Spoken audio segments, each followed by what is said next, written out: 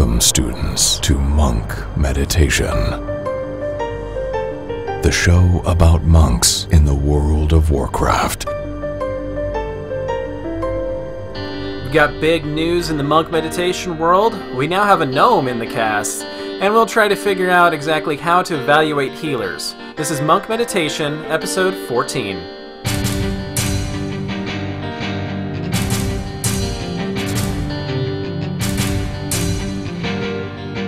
Here's your host, Chai T. Welcome to all the monks out there in Azeroth. I'm delighted to be here spreading the good word about the best class in the game. Hello, I'm Chai T from the Convert to Raid Guild in Airy Peak, US. I'm joined, as always, by some great monks from the community. I'm going to start off with one of our best healers in the game, Daikatsu. How you doing, man? I'm doing fantastic, and I'm excited to share the wonderful Monk Meditation news with our listeners. Oh man, so much to go over. I think we have more news than there is WoW news. Alright, going to another healer, now Yuki. How you doing, brother? I'm the other healer. Duke's okay. the best healer, All right, and I'm the other healer. right. It's okay, but He's got his I feel priorities. the love. I feel the love. Daikatsu heals me, so he's the best healer in my perspective. Okay, that brown nose action. Yes. Okay. Alright, going to our windwalk. Oh, sorry, now you can go ahead. No, just glad to be back. Alright, starting off on a good foot here. Going to our windwalking. Air, how you doing, man? Good morning, everyone. Doing fine and dandy here in the land of the rising sun today. Alright. Alright, and Captain Crunch cannot join us this week, but in his stead, we've brought in That Random Geek. Adam, how you doing, man? Oh, I'm doing super awesome today. I'm excited to be here. I haven't talked with you guys about monks since the Brewmaster Roundtable, so it'll be great to chat it up a bit. Yeah, we're glad to have you Definitely. back. Alright, so it has been an interesting week, and so let's talk about our rating progress, because there's some interesting stuff going on in Storm, Earth, and fire! Alright, so I'll start off with Rolling Thunder. The last 2 weeks we've been working on Garrosh. So first night we got him down to about 28%. We kept changing our strategy back and forth trying to get stuff working. It wasn't working. So this week we got together on Saturday as well. We pushed him down to I think 22% on Friday. So yeah, we got to Saturday. We were like, all right, we're going to do it. One of our mages couldn't come with us, so we got Swayze, a monk from Airy Peak as well, to fill in for one of our players. And we got him down, we got him to phase 3, finally pushed him there, and got to a lovely heart-crushing 1.3%, 5.5 million health left. And the wonderful part about that is that I was the last one standing. And I'm sitting there, and I'm just staring at Garrosh's crotch going, I can do this, I can... Oh, I'm dead. I guess I should have been casting. Yeah. Life cocoon. Crackling Jade Lightning him to death. That would have been the greatest. Run away! Less taunting, more DPSing, you mean? Yeah. Alright, Air, Iron Deficiency, how did you do? Let's see. So we were working on spoils. Got spoils out. We were working on pre-nerf Thok, and that is it's a fun fight. There's it's like a scene out of a Jurassic Park. Faster, must go faster when you're kiting that guy through the hallway and then back to the other side of the room. We were getting very close, very, very close. We added an extra day because we were within, the single percentage wipes, and the closest we got pre-nerf was 7 million hit points.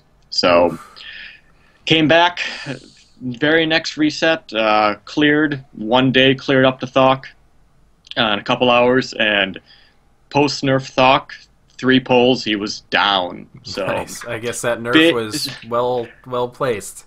Well, it's noticeable, the difference in healing. Going from originally transitioning around near 20 to 23 stacks to being able to take him easily up to 28, 29 stacks and then continue on. So the amount of damage we're able to put out is just so much more. So right. Now we're on Siegecrafter Blackfuse, and who also got nerfed. So lucky you. Yeah, but not as much though. That fight is something else. There's a lot going on, and if one team, if your belt team is a little bit behind your platform team, then the belt team doesn't get enough practice. If the platform team is not, if the platform team is ahead of the belt team, the platform team doesn't get enough time to practice. So it's a complete team effort there. So it's a really cool fight. All right, now Yuki, how's Edamame Enterprise doing? Really good. Tuesday was I think last week actually was the whole week. There was a bunch of special events in Convert to Raid. So on Tuesday, we figured we'd run a flex raid with a guild, and we did that. But unfortunately, my hard drive took a dump on me in the middle of raiding. So yeah, that was the first night I started streaming my raids. So it didn't go too well for me. Yeah, it's like, damn you, Twitch. But Thursday we went back in for progression and went straight to Thok, got him down, had a couple wipes because of the third phase, and then we figured out that if you stack on third phase and just heal through the fire, it's so much easier, especially if you're a Mistweaver, because the whole fight you're basically fist weaving. So took us a few tries for Siege, and we got him down as well. That's another one where, for some reason, as a Mistweaver, I think we count as melee, so I wasn't getting attacked by the blades. So I just went to melee and healed, and we got him down. And then got to Paragons, but it was too late, so we didn't pull. So hoping next week we get all the way up to Thok, get him down, and then Thursday work on progression. That'd be cool. And you can catch up to us just in time for us to beat Garage. I hope so. I hope that'd be awesome to beat you. That would be so awesome. But I got beat us, lucky. You take the title well. of best Mistweaver on the podcast. Yep. Damn right. Yeah, I'll have to introduce Working you hard as such. for that title. Yeah. But I got lucky and got my 4-piece set finally. Congratulations. Very nice. Now you have a nice little healing So- wave thing. So Yeah, I'm dying to try it out because I got the last piece towards the end of the night, and one of them was the headpiece. So yeah. to get the meta gem is a pain, as usual. Yeah. But yeah, I'm excited about testing that out. So we'll see next week. All right. Well, congratulations on your 4-piece. All right. Thank you. That random geek, Adam. Well, actually, I finally got like 3 solid weeks of raiding in, and we've gone up to the Dark Shaman. I mean, we've had a lot of guild/team drama over on my server in Drendan, where I do my main raiding. So we were happy to get to Dark Shaman after Siege of Orgrimmar has been out for so long. We've been working on Dark Shaman. We haven't got him down yet, but we're doing like the 3 tank combo because it seems to be the easiest way, and a lot of people are telling us to do it that way. So that's pretty much it. I mean, we're normal mode raiders, and usually we're further along than we are now with each tier, but this tier has just been full of like people leaving and a lot of drama, which is the worst. Yeah, it's not very much fun. A All rough right. tier for everybody. Yeah, it has. Well, it You is. see a lot of teams having issues with that. A lot of people coming. You see it within the CTR. A lot of teams splitting up, reforming, joining other teams, and throughout the different communities, you see it a lot happening. So it's very interesting. Yeah. Yeah, there's a lot of people that are coming back now that Warlords has been announced. You have a lot of people leaving because they've been there since the beginning of Mists. So it's a lot of in and out going right now. One good thing that we have is we finally have a team name, which took a while because one person did not agree with our name because we are the Marmot Punters now. The other person thought it was too mean. So we always kick a Marmot before every pull. So it's There good you luck go. now. All right. I like that. Yeah, Yeah, that's good. that's good. Yeah. All right. Well, it's time to get caught up in the crazy whirlwind of news. I won't say WoW news because there isn't much of that, but we do have a lot of news in. Dizzying haze. All right, we're going to start with the podcast news because I know the dojo's been waiting for that because I've been teasing it since like Tuesday of this week. So, all right, the first bit of news and the biggest one. The Monk Meditation crew has joined Catalyst Gaming Media. They're like a guild of content creators. They have great podcasts, blogs, video shows, the Training Dummies is part of it. And they do events like the World of Podcasts that happen at BlizzCon. So, what does this mean for the great listeners in the dojo? Not very much. We're not changing. We certainly won't get worse. Right. I would hope I'm here. Yeah. We're not going to change how you get the show or when it's happening or anything like that. So, but feel free to go check out Catalyst Gaming at catalystgamingmedia.com. All right. The other bit of news, or another piece of news, Air. You're no longer a panda. Oh no! What? Yeah, Traitor. Traitor. You better have gone human female. Well, They're hot. every now and then a point comes in your life, and you really have to decide who you are. And you play an expansion, you see the new stuff, you obviously pick a race because it's what's fantastic or what's new, it looks great, but you have to wonder, is that really where you want to be? Is that the direction you want to go? So I gave it a little bit of thought, and after a short night's sleep, I decided to make a tiny bit of a change. And I went gnome. Ooh. Oh, boo. Yay. The world of Warcraft needs more gnomes. I'm looking at life from a little bit of a different perspective, yeah, it's fun, being something this tall and punching and kicking everything, sending out clones. So you're fun. no longer staring at boss crotch; you're staring at boss ankle. Yes. Okay. Yeah, but he is I'm wailing going for the on Achilles that every time. Do you get the gnawing gnome bite attack with it? Where you get to bite their ankles? I'm hoping they add that animation for Warlords. Little like double hand fist, that'd be great. But it's You only we'll get see that if you unlock the Mike Tyson achievement. But they can't reach the ears. How's that ever going to help? That's very true. Climb.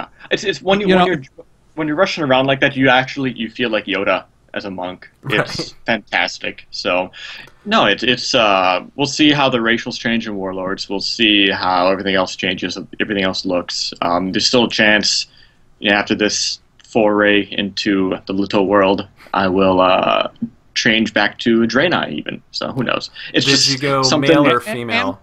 Male. Male. Okay. Got to go with the beard. Well, now that Gotta you're have Yoda, you have to get the green lightsaber transmog if it's in the game, or the red one. I know the red one's in the game. I have so you blue could be and like red. I don't have green yet. Yeah. Oh, blue. That would That's be better perfect. if you went goblin, though. But Yeah. Gnome is a really good choice. For the people out there laughing at him, Gnome is a really good choice if you're a Mistweaver. Because the Mistweaver, increased yes. mana pool also makes your mana tea give you more mana. Yes. Because it's always 8% of your mana pool. So if you're continually mana starved as a Mistweaver because you don't play it very well like me, it's a fantastic change. And along with the change in race, I understand you've changed your Twitter handle as well. Yeah, decided to change that around. Air Monk. I don't really play anything else other than Windwalker, so I now am just Air Walker, which I think is A nice somewhat little clever. pun, yeah. Yeah, Nice little exactly. So, yep, you'll find me that at AYRWALKER. All right. And the old account still exists just to redirect you so no one snipes it because I'm paranoid. So, Yeah. hi.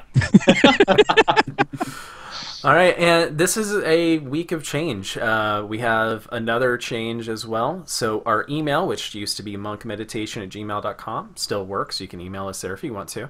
But we now all have @monkmeditation.com email addresses. Yeah.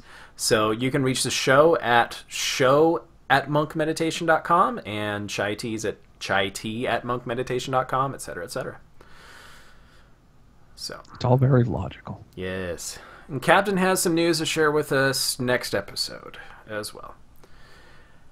All right, let's get into the actual WoW news, what little there is. Affecting the monk, there was a hot fix on January 21st. Didn't really affect us that much. All it did is tooltip fix for the most part, but it corrected damage calculation for Storm, Earth, and Fire when there was armor reduction by 75%. Not sure exactly what that did, but I just want to make sure people are aware that if their Storm, Earth, and Fire is doing more or less damage, then that's why. I believe Celestalon was able to say that if you're doing world PvP and you see that Guardian Druid with stacked mastery, your Storm, Earth, and Fire are going to do ridiculous amounts of damage now. That's essentially the one case that it fixed for everyone is mastery stacked Guardian Druids. Okay. So now we can skin bears better. Exactly. That's so yeah. All right. That's a one instance where you might see that in the real World of Warcraft. That's incredibly targeted. I'm just wondering if there was like a rash of bear attacks on monks and they had to do something about it. It's like I'm just walking through Elwyn Forest and all of a sudden it jumped out of the sky at me. Those More PvP bear on servers, bear man. crime. Yeah. All right. Well, MMO Champion posted a really nice article about heroic Siege of Orgrimmar class representation. They had it all broken down into different charts. So they broke down based on the armory, the people who have downed heroic Immersius, Dark Shaman, and Garrosh, and broke that down on what percentage of players of classes that was. So taking a look at Immersius, of all the players who have downed heroic Immersius, 6.4% were monks, and that's second to last, beating out rogues at 5.5, putting them in their place.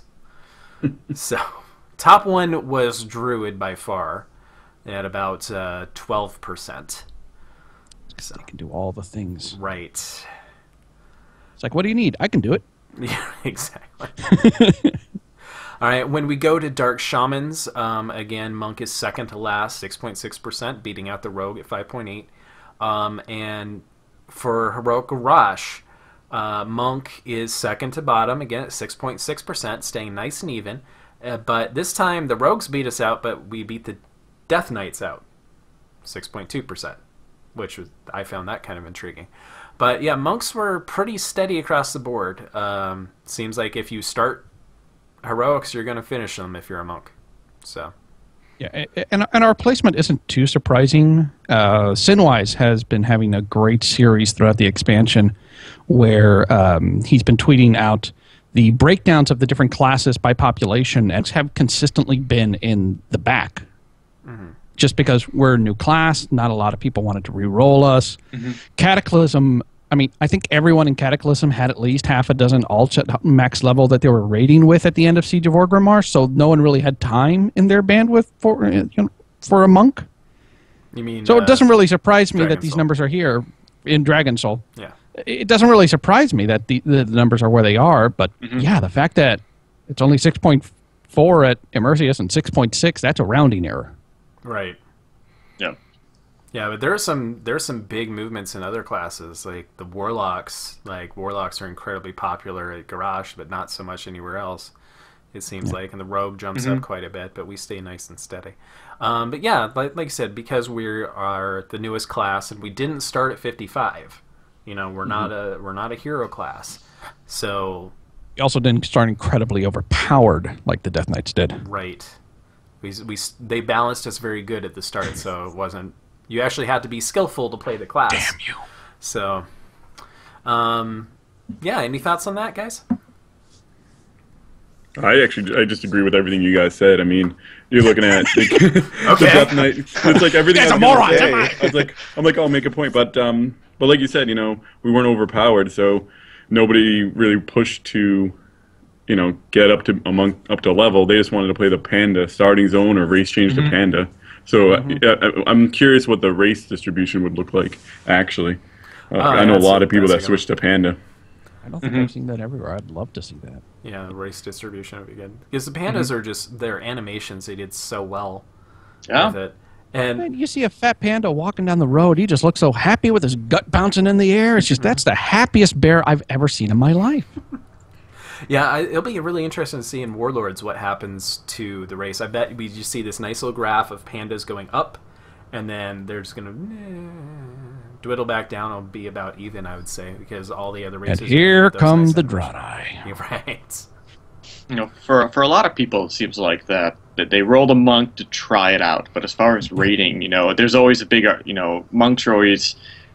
They brought a lot, but didn't bring a lot at the same time. So especially, 10 men, there's always the trouble of a lot of people saying they're not being brought to them. 25 men, you can maybe have 1 or 2 monks. different specs. If they don't give a breakout on what spec is being played. It's a Brewmaster, Mistweaver, or Windwalker. My guess is with tanking, you're going to see, Brewmaster's probably a lot of Brewmasters raiding right now. Right. Probably going to see a lot of Mistweavers because of how they heal in these fights. And you probably see a lower percentage of Windwalkers for DPS. Because right now, for Monk, you're looking at all 3 specs in this graph.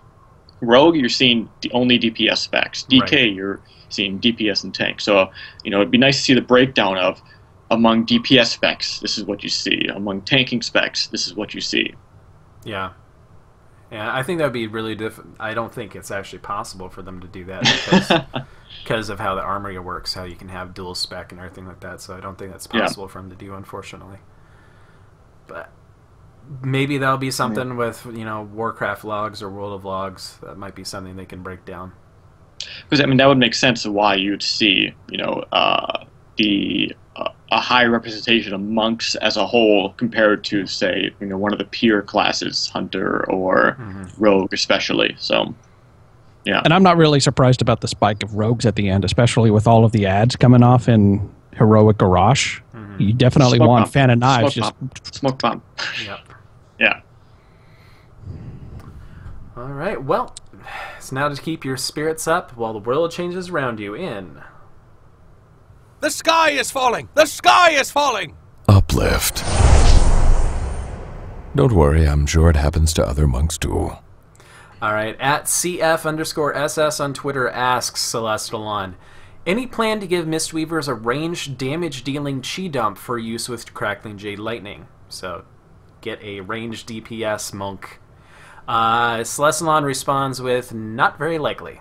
So, Crackling Jade Lightning is... I believe the word he used we cannot say on air. That's probably what he said as he was tweeting it out, No. So we do not need a ranged damage-dealing chi dump, period. You should be healing if you want to be a Mistweaver. Yep. So Crackling Jade Lightning is meant primarily to be used in tandem with healing chi spenders, is his response. Yeah. Other than that, not much in the way of news out there. Have we mentioned it's quiet? Yeah. Until the beta comes out, man, we're not hearing much. If Celestalon's not tweeting, we got nothing. A lot of the theory crafting from monks is essentially worked out right now. You visit MMO Champ, Elitist Jerks, there's a lot of different blogs out there.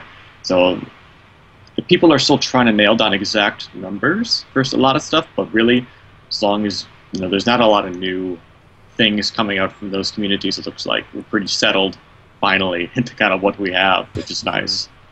So it's all about tweaking at this point. Until they come and change everything when the beta drops. Yeah, no, it's what we're used to now. Come out. Yeah, Celestalon has come out and said that they're not going to nerf. Like, period. They're just not going to adjust at this point. They don't think it's fair. Yeah. All right. But hey, did any of you guys end up? There's a couple new mounts, or is a new mount released? Yes. Yeah, didn't buy it. And It's really? amazing. No. Because I'm just saying, a monk looks pretty good on an Iron Sky Reaver, either Panda or Gnome. I just love the animation during the flight, how it flips and does a barrel roll and all that stuff. I mean, even though it was a mistake on, World of Warcraft's end, I'm happy that it released. Because that was supposed to come out in Warlords, but I guess that was a glitch. Because I think we were supposed to get the mount that's in the Collector's Edition now, and the Collector's Edition was supposed to be the Iron Sky Reaver. Yeah.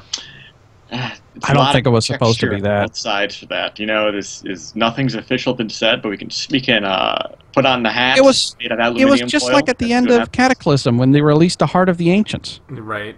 Well, it's a cloud serpent. Yeah, I think it was a little earlier than they intended because of all the server issues that we've been having recently. I think they were like, put it out to... That was a really quick put together the video of the webpage they had. I'm probably sure they've got that ready for the a while. EU. They released it in the EU first. Yeah. Honestly, my guess is that it's actually late. They meant this to come out in December. Hmm.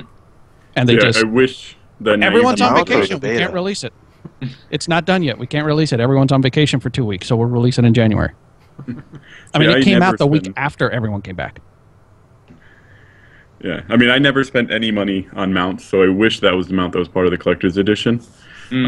Just because I like it better than the other one that they've showed off. And if that is true, I want them to switch it back for me alone. Yeah, I'm kind of upset because I already have a Raven Lord, so it's like, the same thing, but a little It don't different. fly. It's like, Your that's Raven true. Lord don't fly. Well, unless but you I pop a giant still cliff. would rather have the fire version because I can't wait to solo Firelands. Oh, I can't. Yeah, I need I'm to getting save pretty all close. I need to save all my extra income that would spend on WoW mounts on a game that I'm waiting for it to come out, the Heroes of the Storm. So all that money's going away, so I can buy skins and all that eventually. Yeah. Fair Oh enough. my god, I forgot all about that game. That game looks awesome. Can't believe I forgot it. You shouldn't Damn, forget it's about gone. it. Yeah, I shouldn't. Or still It's shameless plug. You should listen to my podcast about it. Yes. Yeah. All right. Well, now it's time to impart some tips and tricks for those raiding monks in Fist of Fury. It's go time. We have breached the gates and spent a large chunk of time cleaning out the courtyard.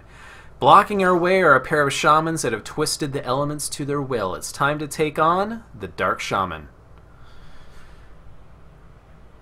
Adam, I'm going to go to you first, put you on the spot. You got any tips for brewmasters out there? Well, for me, I always end up with, I believe it's the wave binder down at the bottom when we do the 3-tank format. So these are, I would say, specific tips if you're in that role. If you're going up top and like dual tanking the other Dark Shaman, these probably won't work as well, if that makes any sense. I make sure to use celerity at level 15 because I want to be able to, movement is key, and the more times I can do my role, the better. I found that, a speed boost doesn't really matter because they're short, quick movements at that point. Charging Ox Wave works really well to stun the slimes. You kind of roll out and then you charge back in just to kind of keep yourself alive during that point when all the slimes come up.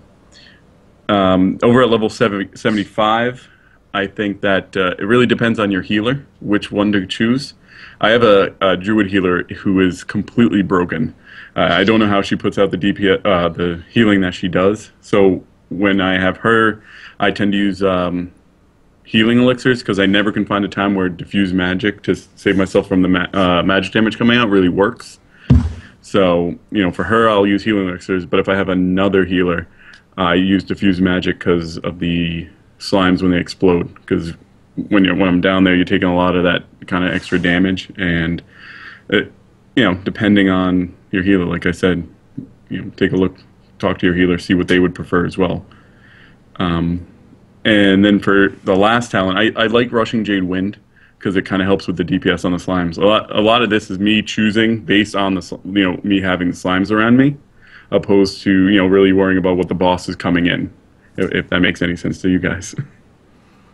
And then glyphs, I tend to run the same glyphs for pretty much all the fights, the Fortifying Brew and the Fortuitous Spheres. Because they seem to just be the best kind of overall glyphs when I'm tanking in Siege of Orgrimmar. Mm-hmm. All right, for the tanking side as well, if you're up the hill, I would suggest, and Air's going to touch on this as well, but if you get stuck behind that wall of crap, just roll through it. You're a tank. You'll live. As long as you're not taking 2 or 3 hits from those guys, just one, you should be fine. So the one thing to remember with roll is that it picks your location from where you start and where you end. So stuff in the middle, usually you can just bypass too, which is nice. So it actually doesn't register. Yeah, it doesn't register you as moved until you've stopped moving as well. That's a really good thing to keep in mind for any kind of thing you're trying to get out of. Right. Yeah, it's kind of a creative use of game mechanics. Yeah. All right. Well, Air, got any tips for us for windwalking? Yeah. So our team, we've always practiced the 3-tank strategy because it's what we were going to use in heroic. So we never really did it the together way very much. But and I've always been put on top of the hill with Harem. So this is from my perspective, really. But in the beginning, get ready with your Storm, Earth, and Fire mouse over macros. Get ready to throw those out, pre-pot. Throw those out right away. Get as close to your guys possible. Tiger Palm, Rise of Sun Kick, and just start the spin cycle. You're going to want to take Spinning Crane Kick for this part, just to get more damage overall with Zuin. So I recommend, personally, you stay in on Harom, put a clone on Cardis, and put the second clone in either one of the dogs, whichever dog normally gets killed second. That way you just have more DPS uptime overall. Usually if the rest of your team is focusing one dog, put your clone on the other one and just start spinning like crazy. When you get separated, your clone disappear, but then you'll be up the hill anyways. So from there, it's just all about watching the timers. Look out, get ready if your healers need help with energizing brew or fortifying brew to help reduce some of the damage from the meteor strike. Help them out by not sitting there in the wall of flame. Foul stream, be careful. Diffuse magic is real good to reduce damage taken from that if you happen to get hit by it. So when you're doing this on heroic, if you're up on top of the hill, you do have to mess with the iron tombs, which is a bit of a pain, but we go up through 2 tanks, 2 healers, and myself, and I want to say about 95% of the time, as long as I'm within melee range of the boss, I never have to worry about Iron Tomb. So if I get out of position, though, it will hit me. We'll get 3 Tomb versus 2. And then you have this stacking poison debuff as well. And it's a 30-second stack, so keep track of your Tiger's Eye Brew. When you're in that last 15 seconds, pop that. You will suffer a little bit on the damage output overall, but if you're having trouble if your healers are having trouble at all, that 60% increased healing will help you out a lot, especially when you get down to the full amount of stacks for that too. If you do happen to get a slime, or if you are going to be down with the slimes, Russian Jade Wind is great, especially because the range of the Russian Jade Wind does outrange the range that the ads have on you. So you can actually hit them without them ever hitting you. So that's a really nice trick to remember too. Yeah. All right. So our team actually does the 2-tank strategy. And Good. So I like to keep the clone on the other one, but because of positioning, you kind of have to bounce back and forth. I believe that I always forget which. I just punch one of them. I think it is actually Cardis that I punch most of the time because the slimes usually go away from her. So I want to stay away from the slimes as much as possible. So I usually stay on her and put my clone on Harem. So yeah, charging Oxwave, really good choice for there. So if the slimes are coming at you or just to help out, just send that through and stun all of them, which is really nice. Diffuse magic can help for the meteor when that comes down, but I have a newfound fondness for healing elixirs. I think that it's a better choice for this fight because there's a lot of times when you get knocked around in damage, but not a huge amount, and so healing elixirs can help just keep topping you up. Because it's a little, this fight's a little spiky in damage. Like you'll take some from the meteor and you'll take some if you walk into something, but for the most part, it's not steady damage where diffuse magic would really help out. Interesting. So, yeah. Sounds like it would be good for tanks, especially. Yeah, and this is a really hectic fight if you do it with a two man. So be really good with your mouse over macros because you will probably switch off between Harem and Cardis depending on which one's not standing in crap. So be prepared to pull your clone off and throw it to the other guy and hop on the other one if you need to. All right, now Yuki, what you got for the healers? As far as talent choices, what I like to run with is Cheat Torpedo. Surprise. Well, it's the reason being is because it's a high movement fight. Especially as a Mistweaver, this fight, I don't think I've ever fist weaved this fight. I'm always staying in range because I'm always healing on the bottom, by the way. I never go up top, so I have no idea what goes on up there. I've never even seen it. I don't know. Magic. They go, kill the boss. Yeah, magic. Just Dead. Okay. Have tea and a nice conversation. Yep. While we do all the work, right? Yeah. Mm-hmm. So on the bottom, it's crazy because you have the slimes, you have the walls, you have the meteors, and all that stuff. So Chi Torpedo is a good talent to take. Another one is the Charging Oxwave, because you could stun the slimes as they're coming out and following the off tank. I'm sorry, the tank on the bottom. And you don't want to use Leg Sweep because you could die. I've learned the hard way from that. Diffuse Magic for the Toxic Mist. If you get that, just pop it. Comes right off.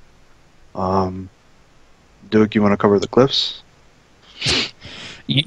Okay, I've done this fight once with Rolling Thunder, and when we did it, we did the 2-tank method, and I think we also did the 2-healer method because one of our healers was out that week.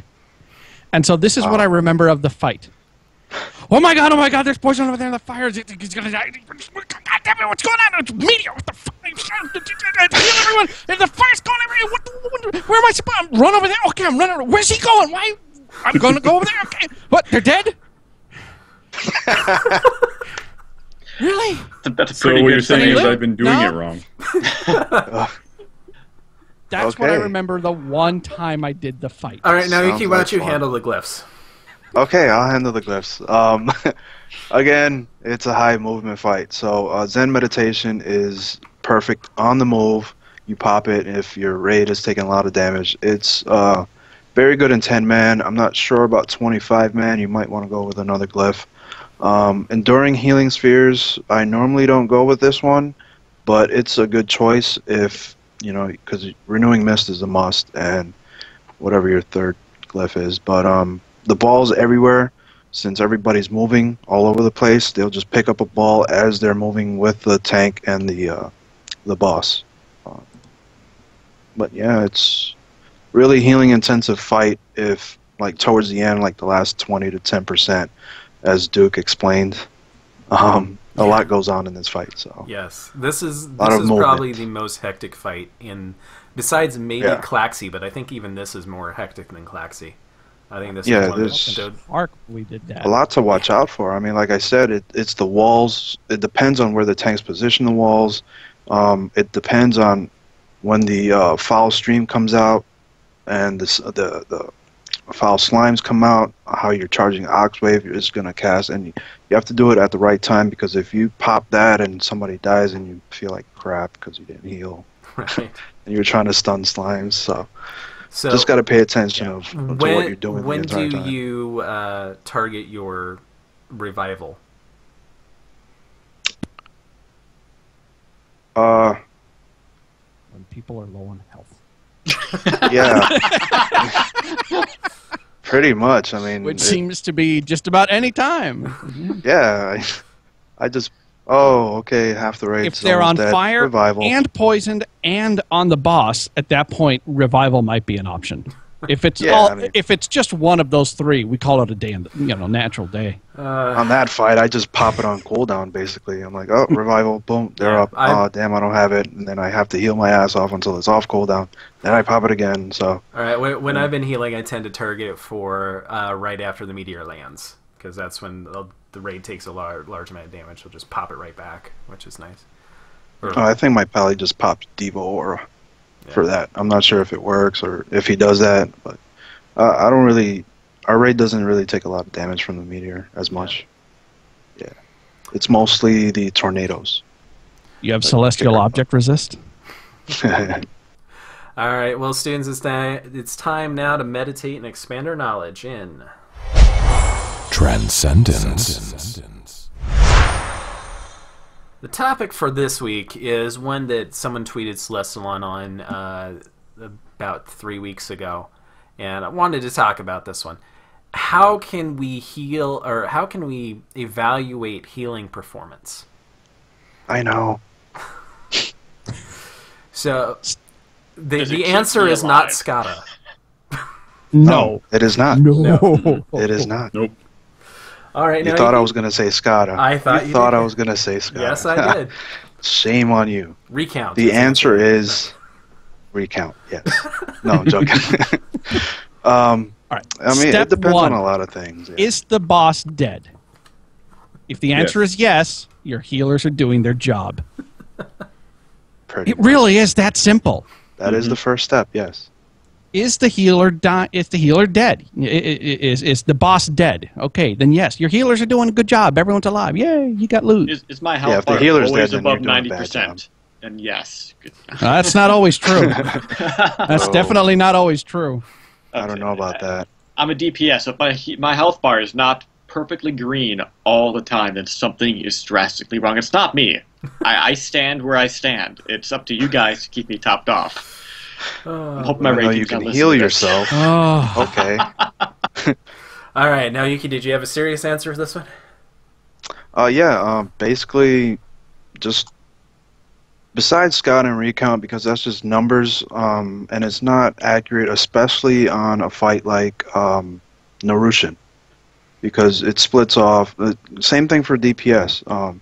It just splits off. It's not accurate. So I think the best way would be how many people died in the raid and to what. Because if it's not your fault, then it's not your fault. If they were standing in poop like Air does, then hey, I mean, I'm the a-hole that just lets you die, you know. But that's just me. Like You're Duke on said, fire. if the You're on boss fire. dies, fire. Oh, you're a fire. dumbass. If the boss dies, if it depends on if you kept your tanks alive, because that's the most important part. You can evaluate yourself on Warcraft logs.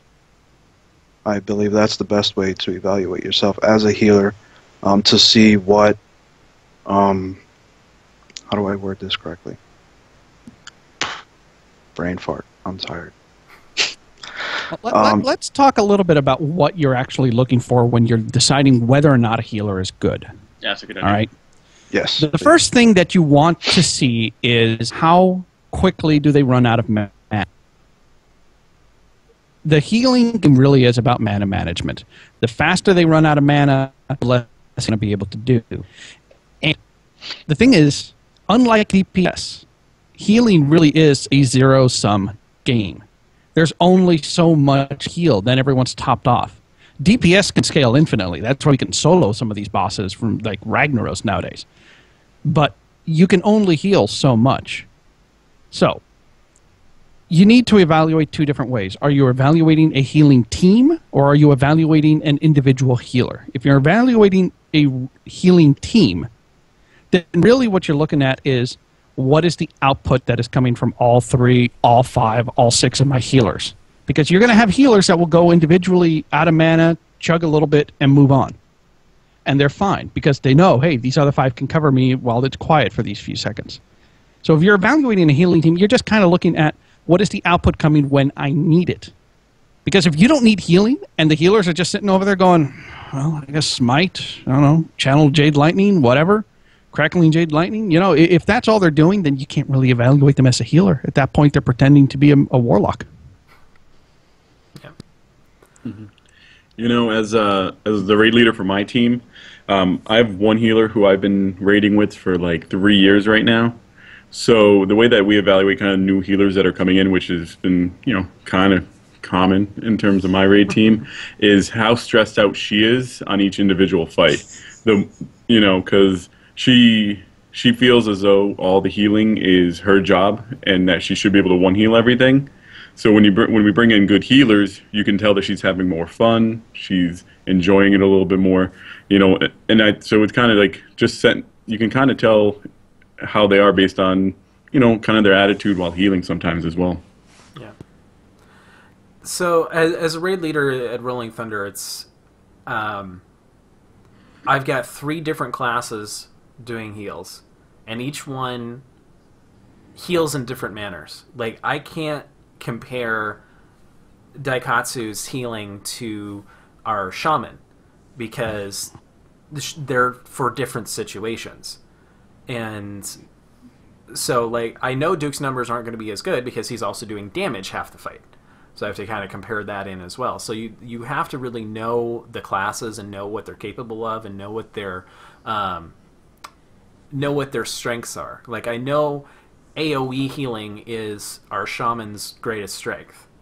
he can sit there and cast all these cooldowns, Healing Rain and Healing Tide Totem, everything like that, and keep everyone grouped up. So if I'm seeing in high AoE phases, and I'm seeing everyone dying, and I see he still has 2 cooldowns left, then I know that was his fault, right? I know that was a bad play on that particular thing. But if I see that everyone's dying because of poison and revival's still up, then I know it's Duke's fault. So you have to kind of know, from a raid leader perspective, you have to know what cooldowns are available. You have to know what the strengths are, and rely on your healing leader to really set up those cooldowns. There is an add-on. Let me see if I can figure out what it is. You talking about Hermes? Yes. If you're a raid leader, I love Hermes. Get Hermes, because that will let you track cooldowns. So you can set it up, and you can be very specific to which cooldowns are there. So you can set up all healing cooldowns, and so you know at a glance what's still available, when it was last used, things like that, and what the cooldowns are on them. So that is a really good tool for a raid leader to be able to tell healing performance. So if you're seeing people dying and there's cooldowns available, that's one tool to tell to evaluate performance of your healing team. It really is hard. I mean, healing is more art than science. Yep. And that's the hardest thing. It's like, how do you tell good art from bad art? Well, I mean, this one looks like a naked lady, and that one's a naked dude. I prefer the lady, I guess. I don't know. It's not like DPS where you can just look at Skada and say, okay, this person's pumping out a hell of a lot more numbers than the other person. It's like, if you have a Death Priest in your team, then then everything gets thrown out of whack, because they're going to have all the big numbers, but your other healers could be doing just fine. It's just that the priest is going to take the numbers because of how that class works. So that's why I mentioned Warcraft logs, because the example you gave with priest, they also measure the absorbs and the bubbles and all that stuff, and it differentiates our healing from their healing, and you can see the difference. You can see when they popped it in the AoE, when they popped it when it's big damage. So, I'm just feeding off you guys. Just like Duke said, it depends if you're evaluating a single person or a team, and most of the time, if you're rating, it's a team. Mm-hmm. Yeah. So I want to bring it back around, though, to if you yourself are a Mistweaver, because I know that's who listens to us. What tools can you use to evaluate yourself? What can you use to say, all right, I'm being very effective in this fight, or I'm not being effective in this fight, or even I'm just not being effective overall? What can I do to evaluate how I'm doing and improve? Wiping. That's the first one is not really a tool, it's an attitude.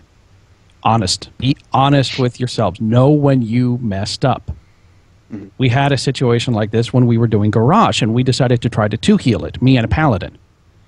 And we got wiped out because there was a ton of AoE damage, and I couldn't keep up with it, even though I popped mine, Thunder Focus T and everything else. We just couldn't keep up to it. And Chai decided, okay, we're going to put the Paladin back, and Daikachi, you're going to go back to fist weaving. And I messaged her, oh, thank God, because that was my fault. The wipe was my fault. Be ready to say that. Be ready to admit it. When this is my fault, this is what I did wrong. Yep. If you know what it is, fix it. Don't hide it. Don't try and, you're disappointing 9 or 24 other people. Respect their time and be honest with your own performance.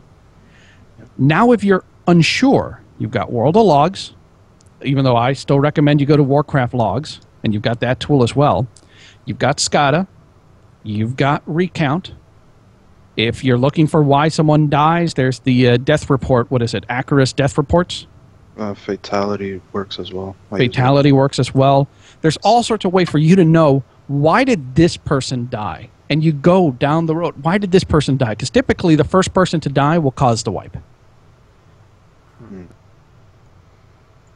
Yeah, another thing SCADA shows you as well with it'll show you health levels Mm-hmm. and like the healing incoming, the green bar, and then what your health is and damage taken, so you can see exactly what heals are coming in, what damage is coming in as well too. Yeah, I'll also say another tool that you can use to evaluate yourself and improve, even though it's not that great for Mistweavers right now, but if you got other healing classes, and even with Mistweavers, worth giving a shot. Proving Grounds. Get in there. That allows you to practice, especially if you're brand new to Mistweaving. That's good to just practice it away from it, because you don't have a healing training dummy. You can sit there and heal it if you want to, but it's not going to be very effective. So it gives more real-world situations, allows you to panic a little bit and test your, okay, am I just spamming all the quick heals to try to get people up, or am I paying attention to how quickly they're dropping and doing everything managing that way? So that's a good tool. It's underutilized, and I think it needs some work, but it's still a tool out there for you. Gold can be a little rough for Mistweavers just because of the fact that renewing Mist doesn't work correctly with the NPCs.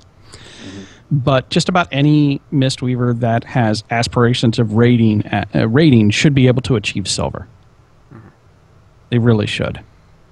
Now, if we're looking at evaluating a Mistweaver specifically, there's one metric that I always look at, and that's renewing Mist uptime. It should never be lower than 90%. Yep.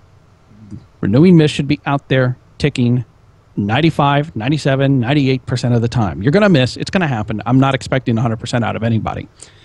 But you can hit 95% if you have the Weak Auras mod that tells you, hey, here's how many Renewing Mist you have out. Or if you have some big thing and tell me when that tells me, hey, I don't see any Renewing Mist, you might want to hit that button because it's off cooldown now. Yep. That's the big metric I'm looking at when it comes to evaluating a Mistweaver. What's their Renewing Mist uptime? After that, the second thing I'm going to check is wasted chi. How many times were you casting Soothing Mist over the 4 chi mark? How many times did you cast Renewing Mist when you already had 4 chi? Or 5 chi if you took Ascendance for some strange reason. That's another thing I would see. Well, why did you take Ascendance? Okay, you're not very good. Or you're just starting out. Or you're just starting out. You haven't listened to Monk Meditation yet, which you should, by the way. Or go on the forums, chiburst.com, and all that stuff. Right. So those are two things that I want to look at. I want to see, are they using their role properly? The other thing is, and this is kind of a general rule, you can look at heals per second. The thing is that you don't want to base it on just pure heals per second. But if you're evaluating a Mistweaver, how well they're doing fist weaving, their Mistweaver heals per second should equal to their fist weaving DPS plus HPS. That's the general rule. So you should, if you can put out 100k heals per second as a Mistweaver, you could probably do 60k DPS, 40k heals per second as a Fist Weaver. That's about where you should be. You should be a little bit over that because our DPS can be very good on fights because we're melee. We're just sitting there punching boss crotch the whole time. Yeah, I was about to say, my numbers are way higher. Higher is good. Like, higher is always low. good.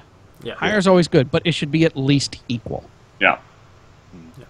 All right. If you're actually lower, then there's something wrong. You don't have the right glyph. You don't have the right gearing. Yeah.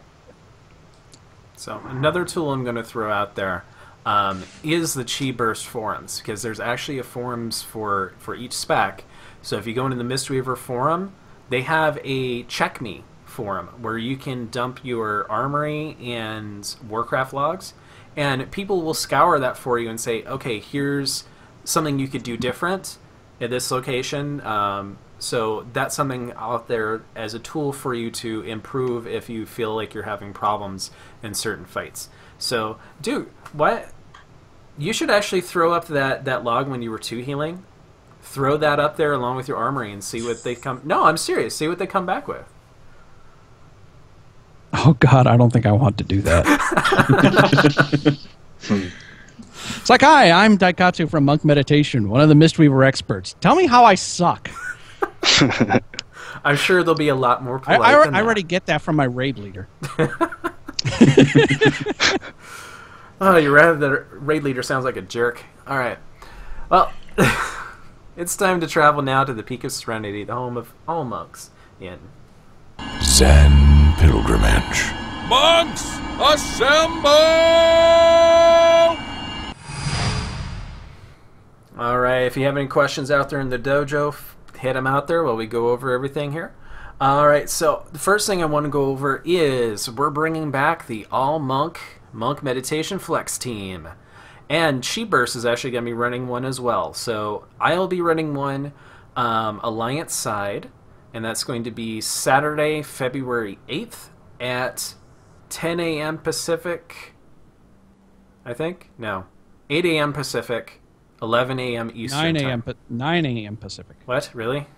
Yeah, it's in the notes. Okay. No, that's the Horde one. That's the hard one. Oh, ours? I have no idea what time ours is. I think ours is... I'm pretty sure it's 8 a.m. Pacific, 11 a.m. Eastern time. Sounds right. Yeah. Yes. Time zones. How do they work? Yeah, time zones are weird.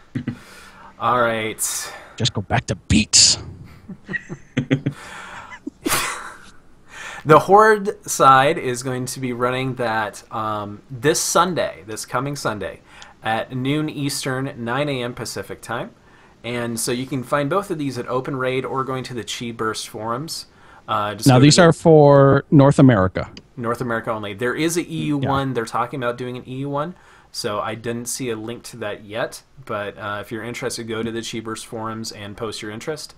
And if you are interested in either the Alliance or the Horde one in North America, please go to the Chi-Burst forums and sign up in Open Raid so we can gauge the interest and also figure out, tanks and whatnot.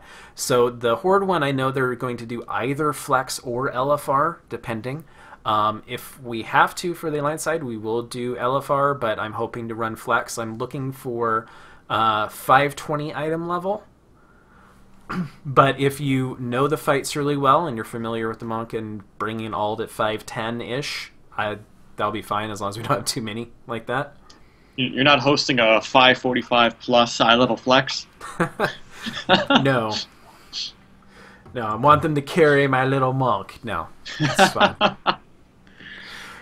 All right. And just because I'm feeling generous, Valen, his girlfriend, has a new blog. Doesn't really have much to do Not with monk monks. related. No. Not at all. But vallmoros.blogspot.co.uk. Feel free to go check it out. All right. I do have a shout out for Swayze. We do have a question in the dojo. We got a pretty good Perfect. question as well from Acid Yes. Sweet. All Acid right. Sweet is asking, do you think monks' overall population will grow, or we will continue to be a very small percentage of the raiding population? If not, what is holding us back and what will help us grow? Okay. I really think it's going to grow, especially with the Insta 90s coming out. Because I think a lot of people just don't want to level 90 levels at this point in their WoW careers. I think there'll be a huge increase in the monks out there. Yeah, especially if they do bring in that buy a 90 feature. Which they are. They're what? Definitely. Blizzard throw money away? That'll never happen. Yeah, they haven't confirmed it, but we're pretty darn certain. That's a really good point with the get a 90, roll a monk. I think there's an upswing of monks. I'm seeing more monks in game lately. Yeah. You just look around Shrine. There's monks everywhere of all different races and styles. We're in a good place. We're not changing all the time. Well, right now we're not, but the community's just growing. People are talking about monks, which is kind of fun, and they're seeing, they're hearing, wow, brewmasters, they can do this, they can do this. That sounds like fun. So, yeah, I think we're going to see a bit of an upturn, but I think one will definitely help us is either equaling out utility overall, either through removing some or adding some. I think that'll definitely help bring up the DPS a little bit as well, too. Yeah, I think we're going to catch up, but I'm being realistic here. I'm thinking we're still going to be, in terms of rating, pretty low on the barrel still. Because, you still look at Death Knights, and Death Knights are really, I think they're a fairly popular class, but we look at that heroic tick that we had before, and Death Knights were second, well, besides Rogues. Death Knights were pretty low overall. And they were the new hotness back in Wrath, but people kind of played them and backed off from them. And the reason for that, I believe, is that the Death Knight is a really complicated class. It's very difficult compared to a lot of other classes, and the monk is too. Especially Mistweaving. Mistweaving is very complicated compared to other healing classes, and Windwalking is not that easy either, because you have to manage, your Tiger Eye Brew and Chi and energy at the same time. You have a lot of it's more complicated than other classes, and so at that point, a lot of players that aren't, that just are playing it for casual fun, they're raiding in flexes and whatnot, they're not going to want to mess with the monks, so they're going to stay with something that's a little bit easier. One other thing that I would say would kind of increase is, I think we're going to see a closer, number to maybe paladins and druids, because of our ability to do all 3 roles, and with the changes to the gear in warlords, that's going to be able to flip That's between them. Huge. Yeah. So I think that'll be like a big difference, and because if you kind of look at the numbers on that chart, and kind of going back to the chart, it's like warriors and death knights are kind of close because they can tank and DPS. Druids, paladins are pretty much kind of up at the most because they have all 3, and I can expect us to get closer to their numbers. I would think. Mm-hmm. I don't know if we're going to grow too much. Right now, I think our numbers are being propped up by the fact that the perception out there is that the Brewmaster is the most mobile and most survive-focused tank class right now. Mistweavers aren't in a great position because for most raids, if they're looking at a leather-wearing healer, they're going to pick a druid right now. If they're looking at a leather-wearing DPS, they're going to pick a rogue. So we're actually being held back by the perception that Mistweaver and Windwalker aren't that great. Right. So what you're going to see when we get the boost to 90 is you're going to see a lot of people roll Brewmasters. And there's going to be tanking monks coming out of every orifice you got. Yeah. Now, if they were to balance us, because the one thing that we're missing on the Windwalker side is that if the absorbs that priests have, because druid hots actually work pretty well in tandem with a priest, with a discipline priest, disc priest. Yeah, there we go. Buddy. Screw disc. Yeah. So I think it's going to be really, really hard for us to get our numbers up there until we have the perception of, well, paladins are just uber tanks. Retribution's not really that far behind other plate wearers. And, well, if there's intellect plate dropping, there's only one healer, so you might as well have a paladin with you. All it's going to take is one patch of us being the flavor of the week. And our numbers are going to jump. We were. In 5.0, 5.1, Mistweaver was considered one of the strongest healers. Now, this is, of course, everything was second to disc this entire expansion. It just was. Right. But you still have the added variable of the insta-boost to 90 and buying a 90. So in Warlords, if we get balanced enough, if they take utilities away or they give us one or something like that, and we become flavor of the month, then that's going to bring a lot of people in, and they tend to stick a lot more. And so it's just going to take that one patch of us to change that perception, and we'll be back. Right now it's like we're the lowest, but we're also the newest class. It makes sense. As we continue going, once we get near the end of Warlords, it's going to be interesting. I think we're still going to be fairly low, but I don't think we're going to be lowest. Yeah. I actually think the boost to 90 might come back and bite us in the butt, just because everyone's going to want to roll a Brewmaster, and there's going to be a lot of people who forget that a Brewmaster tank really needs to actually tank and not just be a super awesome DPS dude. Yeah. So it's going to be interesting. As to what's holding us back right now, it's our utility. The perception of utility is what's holding us back. Yep. All right. It's not that bad. You have 10 levels to figure out how to tank. Yeah, so but the problem is that now Mythic teams are 20, and everyone's in flex, and they're getting rid of haste breakpoints. So you're going to have teams that are not going to be 10-man. You're going to have very few 10-man teams anymore. Yeah. But there's still only 2 tanking positions. So And that's going to be true the whole way through. Yeah. You might have a third tank every now and then, which is, hey, there's your Windwalker. Yep. So, all right. Any other questions from the dojo that I missed?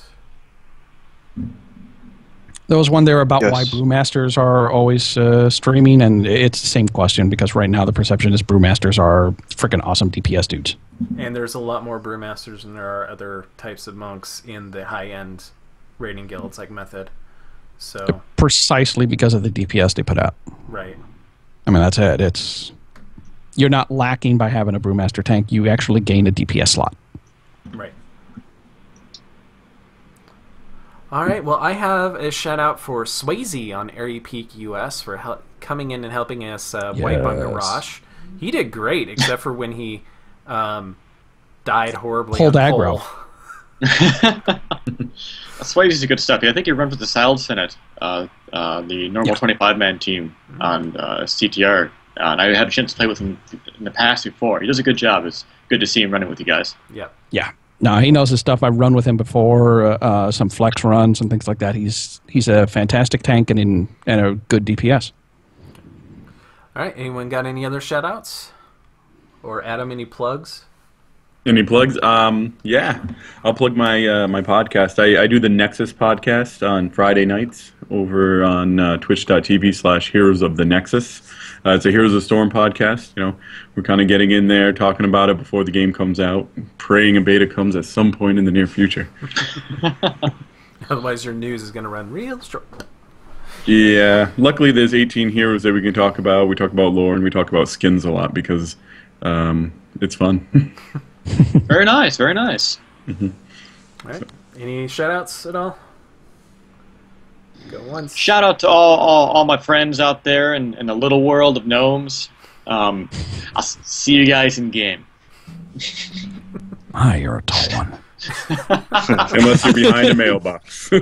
Yes. I noticed if I give a battle pet a biscuit, one of those little biscuit booster things, It's bigger than you. Most battle pets are bigger than me now. Yeah. Yeah, but your Only mount you is could bigger mount than them. everybody's. No, really. Check it out. For some insane reason, they scale up no mount to be Torrent sized.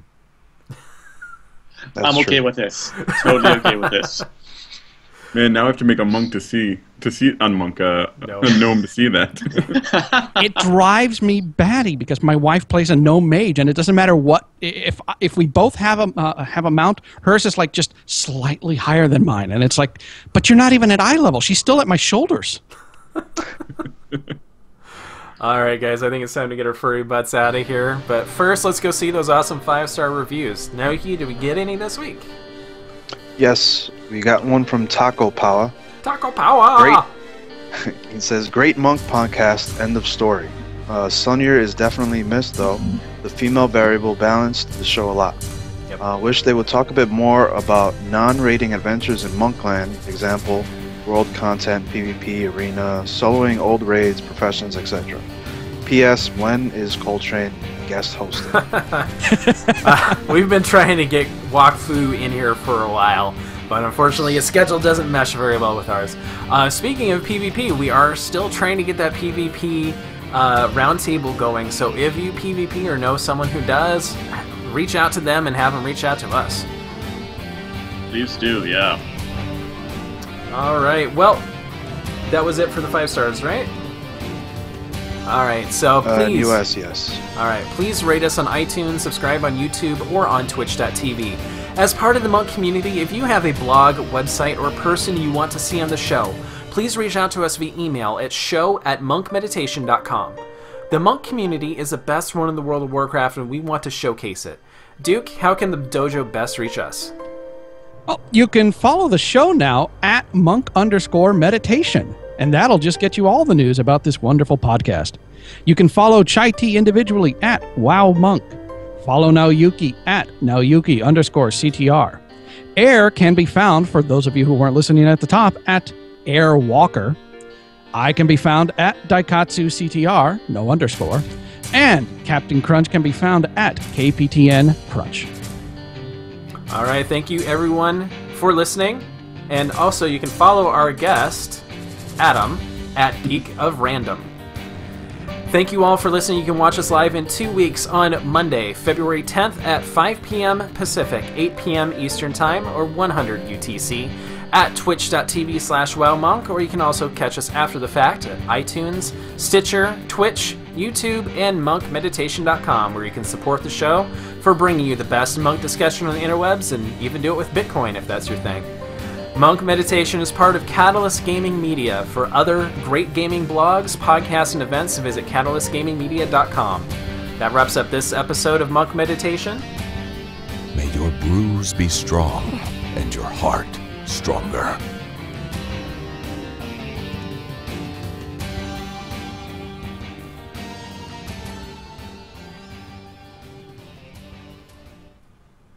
All right.